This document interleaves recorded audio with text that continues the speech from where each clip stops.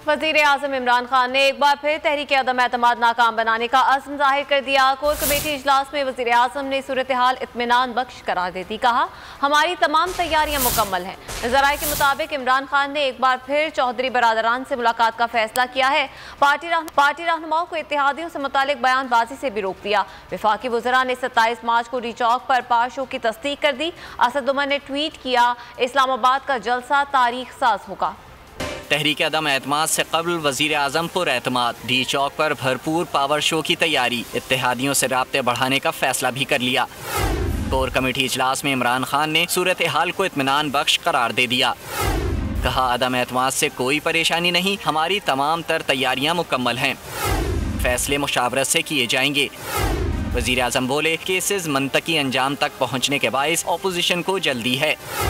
तहरीक इंसाफ आज़ादी चौक पर 27 मार्च को बड़ा जलसा करेगी। वफाकी वज़रा ने तस्दीक कर दी। असद उमर ने ट्वीट किया, इस्लामाबाद का जलसा तारीख साज होगा। सेनेटर फैसल जावेद बोले, अदम एतमाद पर वोटिंग 28 मार्च को होगी। फिर एनआरओ मांग रहे हैं और इसीलिए ये तहरीक अदम एतमाद का पूरा एक ड्रामा इन्होंने रचाया हुआ। ये कौम के लिए, अवाम के लिए कुछ नहीं कर रहे, ये अपनी जाती करप्शन के केसेस माफ करवाने के लिए इमरान खान साहब को ब्लैकमेल कर रहे हैं। ज़राए के मुताबिक वज़ीर आज़म ने चौधरी बरादरान को मनाने की एक और कोशिश का फैसला कर लिया। इमरान खान अगले 48 घंटों में चौधरी शुजात और परवेज़ इलाही से मुलाकात कर सकते हैं। ज़राए का कहना है, इमरान खान खुद चौधरी शुजात के घर जाकर हिमायत की दरख्वास्त करेंगे।